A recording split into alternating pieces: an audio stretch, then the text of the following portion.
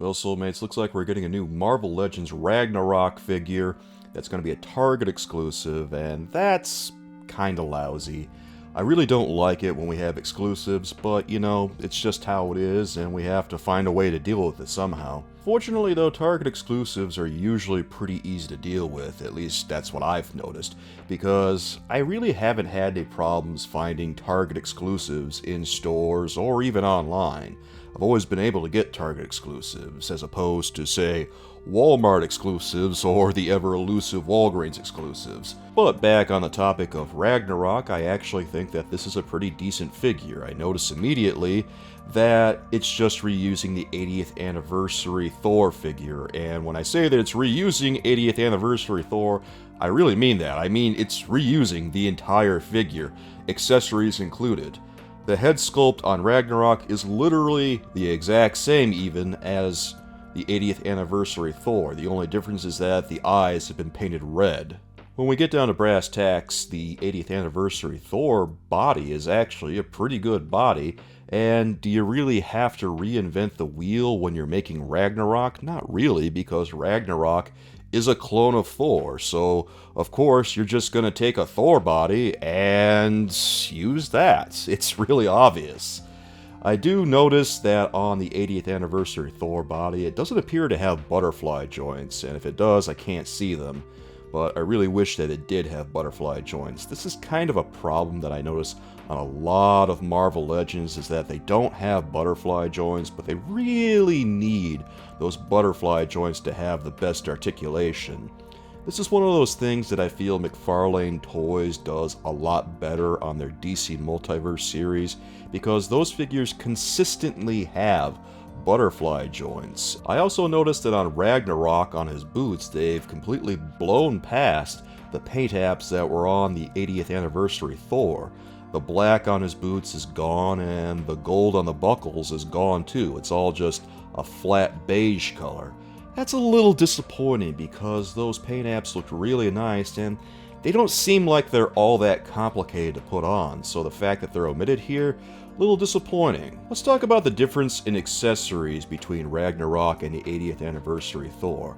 I noticed right away that the fist that was included with the 80th anniversary Thor has been omitted for Ragnarok, and instead he has a new set of hands.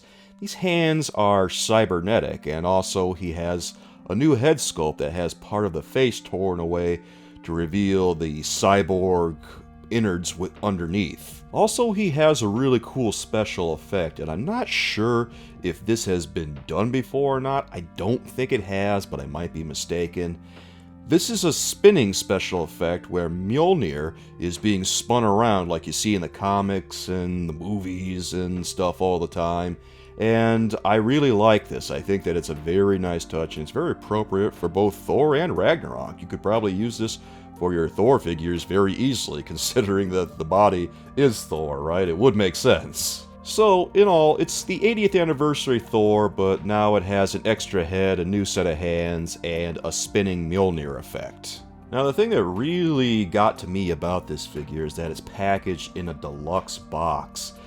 Does it really need to be packaged in a deluxe box? I don't think so. Thor here can totally fit in a standard size box. There's no reason for him to be packaged in a deluxe box. When you look at the box, there's a ton of real estate there.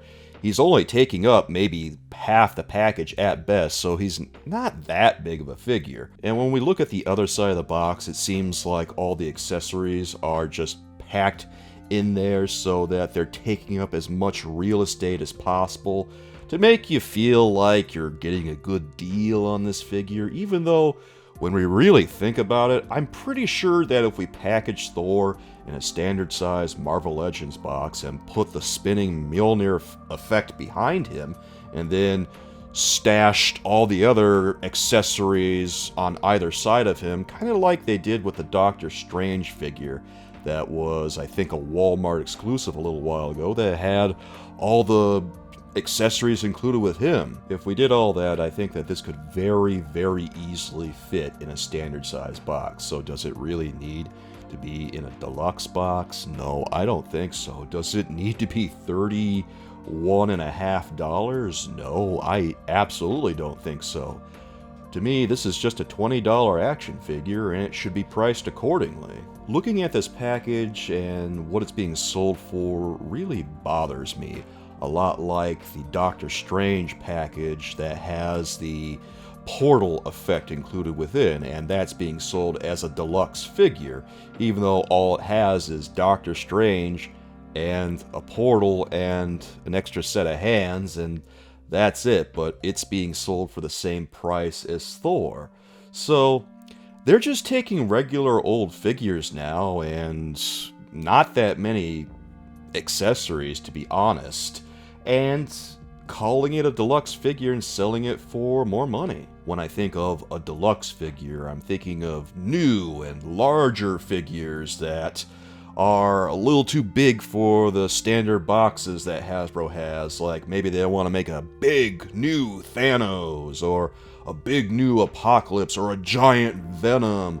Something really outrageous that requires all new sculpts and some nice paint apps here and there, and it's just a little too hard to squeeze it into a Build-A-Figure line, something like that. I do like this figure. I'm not bothered by the pinned joints like some people might be.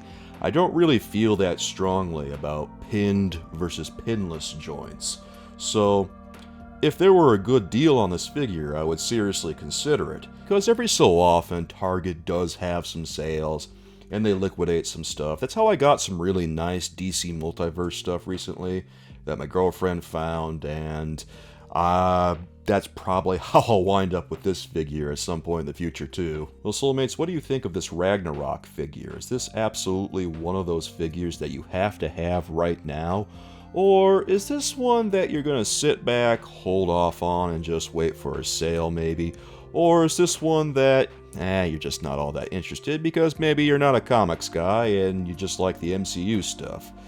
I don't know, guys. I would love to hear from you what you think about this figure.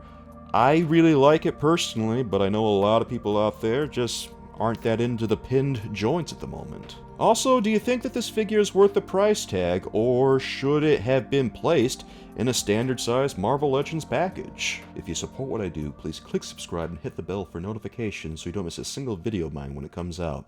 And if you want to hang out with me and my soulmates, I stream live on Twitch Monday through Thursday at 6 p.m. Eastern Standard Time. I'll be back again soon with some more thoughts about new comic book toy news, and until then, with love from me to you, bye-bye.